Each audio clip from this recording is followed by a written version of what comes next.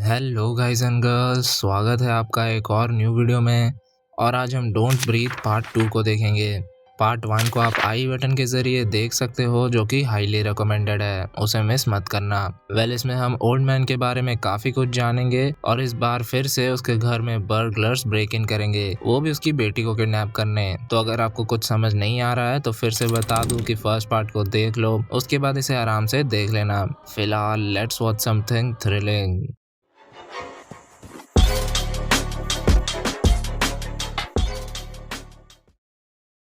Intro में पिछले part की तरह एक खाली सड़क का सीन दिखाते हैं और एक जलता हुआ घर। एक बच्ची उस घर से निकलकर सड़क पर चलते चलते लेट जाती है। पास से हम देख पाए कि उसके बालों में वाइट बालों की एक अलग सी स्ट्रिप थी।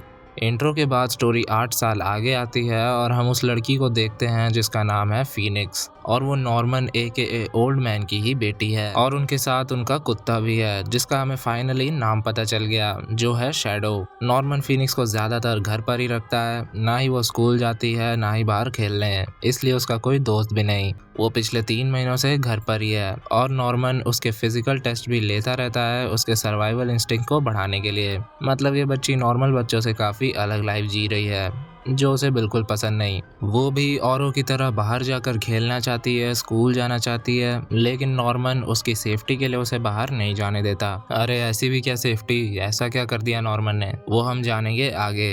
ऐसा भी नहीं है कि वो बिल्कुल ही बाहर नहीं जाती। हर्नांडेज नाम की एक फॉर्मर रेंजर, जिसने नॉर्मन के साथ ही कंट्री को सर्व किया था, वो नॉर्मन के घर पर पौधे देने आती है और नॉर्मन की ये ही इकलौती कनेक्शन बची है बाहरी दुनिया से। ये फीनिक्स को अपने साथ घुमाने भी ले जाती है, क्योंकि रेत को मुट्ठी में हमेशा के लिए पकड़कर तो रख नहीं सकते, कभी ना कभी वो फिसल ही जाएगी। इसलिए हर्नांडेज और शैडो के साथ वो बाहर घूमने निकल गई। फीनिक्स को मिलना है अपनी मॉम से, लेकिन उसकी मॉम जिंदा बची ही नहीं। इंट्रो वाले सीक्वेंस में नॉर्मन का ही घर जल रहा था, जिसमें वो सिर्फ फीनिक्स को ही बचा पाया था। बाकी उस आग में सब कुछ जलकर राख हो गया था। ना मॉम बची, ना ही वो घर, ना कोई सामान, ना मॉम की कोई तस्वीर। इसलिए फीनिक्स को उसकी माँ की शक्ल तक याद नहीं। अब ये दोनों उसी जले हुए घर को जा रहे हैं फीनिक्स की मॉम को विजिट करने। फीनिक्स ने अंदर अपनी मॉम के लिए फूल रखे ही थे कि उसे अंदर से किसी की आवाज आई। इससे डरकर वो भागकर वहां से चली गई, लेकिन इस जले हुए घर में था कौन। खैर, इसके बाद शाम को वो पार्क में कुछ बच्चों के साथ खेलने का सिर्फ सोच रही थी। इतने में उसे लेने आ गई हर्नांडेज से कहकर वो टॉयलेट करने गई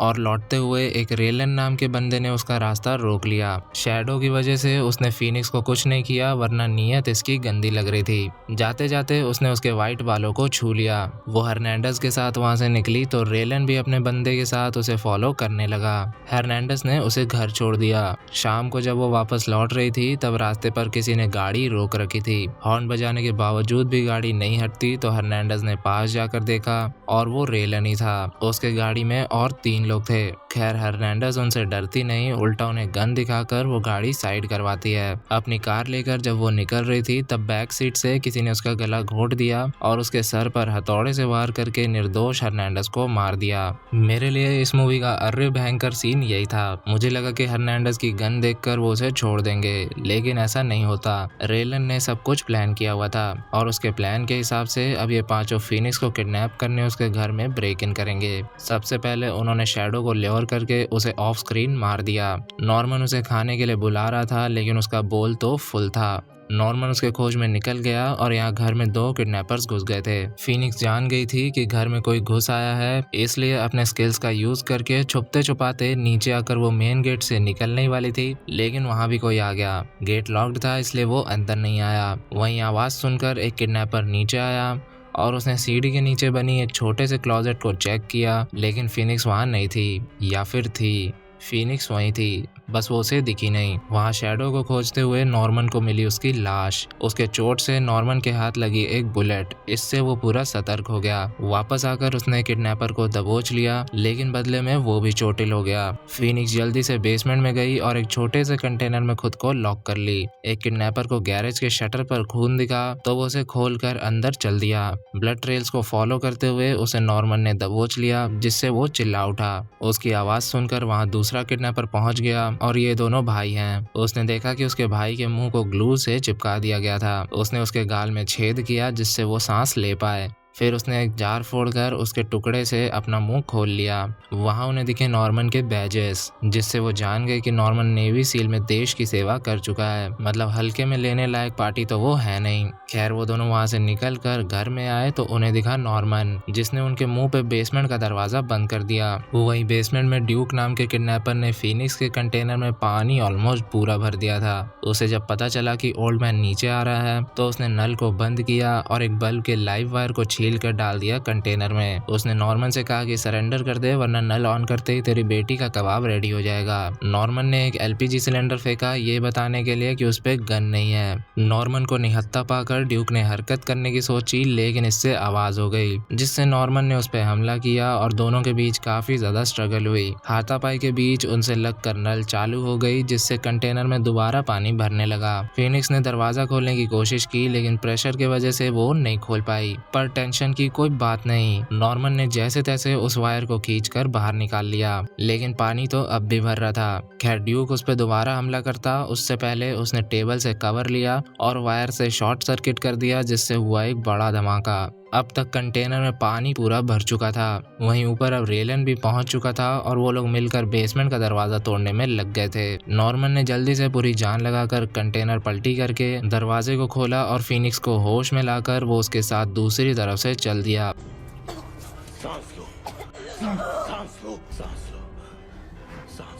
दरवाजा तोड़कर जब सब अंदर आए तो नॉर्मन वहां नहीं था, लेकिन जल्द ही सबने उसे उसके गार्डन में घेर लिया। वहां वो फिनिक्स के साथ छुपा हुआ था। रेलन फिनिक्स से कह रहा था कि जो अभी तुम्हारे साथ है वो जो कुछ भी हो, लेकिन वो तुम्हारा डैड नहीं है। और भी काफी कुछ भड़काऊ बातें बोल रहा था और इतने में नॉर्मन ने मौका पाकर उन पे हमला किया, लेकिन इतने लोगों को अकेला संभालने का कोई चांस ही नहीं था। मार खाकर वहीं गिर गया। और अब यहाँ पर रेलन ने काफी कुछ रिवील कर दिया। उसने फिनिक्स से कहा कि मैं तुम्हारा असली डैड हूँ, ये नहीं। प्रूव करने के लिए उसने अपने बाल उसे दिखाए, जिसमें सेम फिनिक्स के बालों की तरह कुछ पार्ट व्हाइट था। और रेलन बिल्कुल सच कह रहा है। आज से 8 साल पहले जब फिनिक्स के घर में आग लगी थी, तब उसे नॉर्मन ने रास्ते पर गिरा हुआ पाया था और उसे खोया हुआ बच्चा समझकर अपने साथ रख लिया था। अपनी मरी हुई बेटी को इसने फिनिक्स से रिप्लेस कर दिया। फर्स्ट पार्ट में हमने देखा ही था कि नॉर्मन एक बच्चे के लिए कितना डेस्परेट है। किसी को 9-10 महीनों तक अपने घर के बेसमेंट में कैद किए बिना उसे एक बच्ची मिल गई, इससे ज्यादा उसे और क्या चाहिए। लेकिन रेलन भी कोई दूध का धुला हुआ नहीं है। घर में आग लगने का कारण था घर में मेथ कुक करना, यानी ड्रग्स बनाना। इसलिए पुलिस ने इस जुर्म के लिए रेलन को 8 साल की सजा सुनाई थी। अब 8 साल बाद जब वो बाहर आया तो अपने मेथ बिजनेस के एम्प्लॉइज के साथ फिनिक्स को खोजने निकल गया। सबसे पहले वो अपने जले हुए घर में गया होगा जहाँ शुरू में फिनिक्स गई थी, और इसी के फुटस्टेप सुनकर वो डर कर वहाँ से भाग गई थी। वहीं से फिनिक्स का पीछा करते हुए वो उसे टॉयलेट में मिला था और कंफर्म करने के लिए उसने उसके बालों को भी चेक किया था। ओल्ड मैन ने आज तक जो भी फिनिक्स को बताया था वो सब झूठ था। उसका असली नाम तक फिनिक्स नहीं है, और मॉम का क्या हुआ वो हम आगे जानेंगे। खैर वापस आते हैं। रेलन ने नॉर्मन को बाहर ले जाकर मारने का ऑर्डर दे दिया और उसे उठाते ही वो उन पे हमला करके वहां से भाग गया। रेलन ने एक गैंग मेंबर से फिनिक्स को गाड़ी में ले जाने को कहा और खुद बाकियों के साथ गया नॉर्मन को मारने। वो फिनिक्स को लेकर जा ही रहा था, इतने में नॉर्मन वहां से निकला और उसने उसे मार मार कर उसकी जान ले ली। भले ही खुद की बेटी ना हो, लेकिन पीछे तो ये भी नहीं हटता। खैर आवाज सुनकर सब अंदर आए और मरे हुए भाई कम क्राइम पार्टनर को देखकर उन्हें और गुस्सा आ रहा था। नॉर्मन फिनिक्स को लेकर आ गया घर के अंदर और एक गन लेकर ऊपर एटिक में जाने लगा। वहीं बाहर रेलन ने अपने कुत्ते को नॉर्मन का ब्लड सुंघाया और कुत्ते को घर में छोड़ दिया। नॉर्मन ने कुत्ते की आवाज सुनकर उसे डराकर कुछ सेकंड्स के लिए रोक लिया और फिनिक्स ने खुद को दूसरे कमरे में लॉक कर लिया। नॉर्मन का पीछा करते हुए कुत्ता एटिक में काफी ज्यादा अंदर तक चला गया था, लेकिन अंत में नॉर्मन ने एक शील्ड सी खड़ी कर दी और कुत्ते को उसके पीछे कैद कर दिया। एक पल को उसने उसे मारने का मन बना लिया था, लेकिन उसने खुद को रोक लिया। अब फिनिक्स उन बच्चों में से तो बिल्कुल नहीं थी जो डर कर कमरे में दुबक कर बैठ जाएगी। हाथ पैर तो ये भी मारेगी, नॉर्मन के इतने टेस्ट लेने का कुछ तो फायदा होगा ही। वो खिड़की से बाहर की तरफ निकल पड़ी, लेकिन अफसोस एक और गैंग मेंबर ने उसे दबोच लिया और उसे बेहोश करके ले आया रेलन के पास। रेलन का मकसद पूरा हुआ, इसलिए अब वो घर में मोलोटोव डालकर पूरे घर को जला देगा। साला इसके लिए एक अलग सब जॉनरा बनना चाहिए। हाउस ब्रेकिंग नहीं, हाउस बर्निंग। शुरू से सिर्फ घर ही जली जा रही हैं। खैर उसके पार्टनर ने उसे रोका और बोला कि तुझे पता है ना तेरा कुत्ता अंदर ही है। उसने कहा बाढ़ में जाए कुत्ता, अब तक वो मर चुका होगा। इतना कहकर उसने 4-5 मोलोटोव घर में फेंक दिए। नॉर्मन समझ गया था कि उसके घर में आग फैल रही है और आग के डर से कुत्ता भी भौंक रहा था, जिसे सुनकर नॉर्मन ने उसे ऊपर जाकर फ्री किया और वो आराम से चलता बना। नॉर्मन को बाहर निकलने में काफी मुश्किलों का सामना करना पड़ा, लेकिन जैसे तैसे वो बाहर आ गया। रेलन फिनिक्स को एक अबैंडन्ड होटल में ले आया जहां उनका बसेरा था। उसने बताया उसका नाम है टेरा और उसकी मॉम का नाम है जोसेफीन। उसने फिनिक्स से साफ साफ कह दिया कि यहाँ तुम पे कोई बंदिशें नहीं है, तुम्हें जाना है तुम जा सकती हो। फिनिक्स वहां से निकल गई, लेकिन होटल से निकलने से पहले उसे किसी ने रोक लिया। वो थी उसकी मॉम और वो व्हीलचेयर पर थी, जिसका रीजन हम जल्दी जान जाएंगे। दोनों आपस में गले मिले और वापस अपने कमरे में आ गए। अब भी फिनिक्स को यकीन नहीं हो रहा था, तो उन्होंने फिनिक्स को उसके बचपन के फोटोज दिखाए जिनमें वो भी उसके साथ ही थे। इतने में जोसेफीन को खून की खांसी होने लगी और अब हमें बताया गया फिनिक्स को यहाँ लाने का असली रीजन। ये बात है तब की जब वो ड्रग्स का धंधा करते थे और ड्रग्स बनाती थी जोसेफीन। प्रॉपर प्रिकॉशंस ना लेने की वजह से धीरे धीरे केमिकल्स के जहरीले गैसेस ने उसका बुरा हाल कर दिया और बचा कुचा असर उस आग ने पूरा कर दिया, जिससे उनका घर जल गया था। उन गैसेस से जोसेफीन की हार्ट की कंडीशन बहुत खराब हो चुकी है और वो ज्यादा दिनों की मेहमान नहीं बची। खुद को बचाने के लिए उसे चाहिए किसी दूसरे का दिल। किसी दूसरे से मेरा मतलब है किसी ब्लड रिलेटेड इंसान का, जो फिनिक्स के अलावा और कोई है ही नहीं। ऐसा सोचने से पहले जोसेफीन को चुल्लू भर पानी में डूब मरना चाहिए था, लेकिन फिर मूवी कैसे बनती। हार्ट ट्रांसप्लांट के लिए 2 बेड भी पहले से ही रेडी हैं और जूस में ड्रग मिला के उन्होंने फिनिक्स को भी सुला दिया। जोसेफीन को बचाने के लिए रेलन और उसके वर्कर्स इसलिए इतना हाथ पैर मार रहे हैं क्योंकि जोसेफीन ही ड्रग्स कुक करती है। बनाने वाली नहीं रहेगी तो धंधा कैसे चलेगा। वहाँ नॉर्मन का घर पूरी तरह जल चुका था और कुछ देर रोने के बाद उसे कुछ आवाज आई। कसम से ये देखकर मैं तो मान चुका था कि नॉर्मन है रियल लाइफ डेयरडेविल। उसके घर से ना जाने कितने दूर में खड़ी हर्नांडस की गाड़ी के अंदर से उसे घुंघरुओं की आवाज आई और गाड़ी में उसे मिली हर्नांडस की बॉडी। उसे मरा हुआ पाकर वो बहुत दुखी हुआ। अब उन किडनैपर्स को मारने का एक और रीजन उसे मिल चुका था। उसने उसकी गाड़ी से कुछ सामान लिए और घुंघरू को कुत्ते के गले में डालकर उसे एक पट्टा पहनाया और उसके साथ चलने लगा। अब वो कुत्ता ही उन्हें लेकर जाएगा उनके अड्डे में। वहाँ ट्रांसप्लांट से पहले ही डॉक्टर ने बता दिया कि ऑपरेशन में काफी रिस्क है क्योंकि उनके पास प्रॉपर इक्विपमेंट्स नहीं थे और जो थे उन्हें यूज करने से पहले किसी ने वहाँ की बिजली काट दी। चेक करने आए किडनैपर पर नॉर्मन ने हमला कर दिया और उसे उसी के हैमर से खत्म कर दिया। उसके बाद उसे कुछ लोग मारने आए जिन्हें नॉर्मन ने अपने जाल में फंसाकर मार दिया, लेकिन इसमें उसकी गोलियां खत्म हो गई और एक बंदा अब भी बच रहा था। वो चाहता तो नॉर्मन को आराम से शूट कर सकता था, लेकिन उसने नॉर्मन को नहीं मारा और उसे बताया कि रेलन फिनिक्स को यहाँ से दूसरी जगह ले जा रहा है। ये बंदा वही है जिसने फर्स्ट पार्ट में मनी को नॉर्मन के घर में चोरी करने का सजेशन दिया था। उसे ये बात बिल्कुल मंजूर नहीं थी कि रेलन अपना धंधा चालू रखने के लिए अपनी बच्ची की जान ले ले। इसने शुरू में भी रेलन को रोकने की कोशिश की थी, लेकिन अब ये नहीं सहता। खैर यहाँ रेलन निकलने की फिराक में था, इतने में रास्ते में नॉर्मन ने डॉक्टर को लपेट दिया।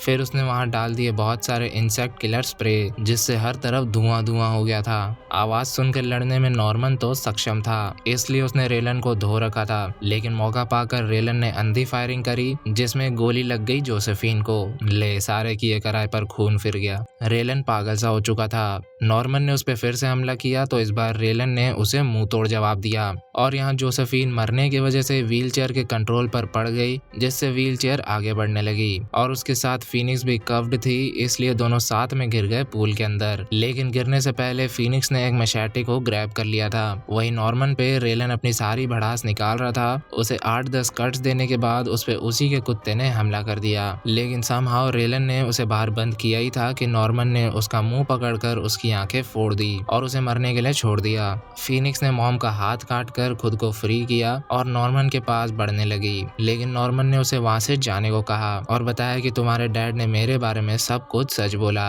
मैंने पास्ट में बहुत से गलत काम किए हैं, मर्डर, रेप, इसलिए अब मैं चाहता हूँ कि तुम मुझसे दूर चली जाओ। मुझे तुम्हारे साथ नहीं रहना चाहिए। उसने फिनिक्स को वहां से चले जाने को कहा और फिनिक्स इमोशनल होकर चली गई। नॉर्मन वहां बैठा रो रहा था। इतने में पीछे से रेलन ने उसे स्टैब कर दिया, लेकिन वो उसे मारता उससे पहले फिनिक्स ने सीधा एक मैशेटे रेलन के आर पार कर दिया और रेलन पूल में जा गिरा, ठीक अपनी वाइफ के पास। फिनिक्स ने कोशिश की कि वो नॉर्मन को बचा सके, लेकिन नॉर्मन ने उसकी बाहों में दम तोड़ दिया।